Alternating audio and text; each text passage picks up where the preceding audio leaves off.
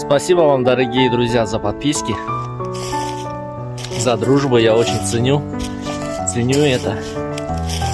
Если иногда не получается, конечно, отвечать, то уже извините меня.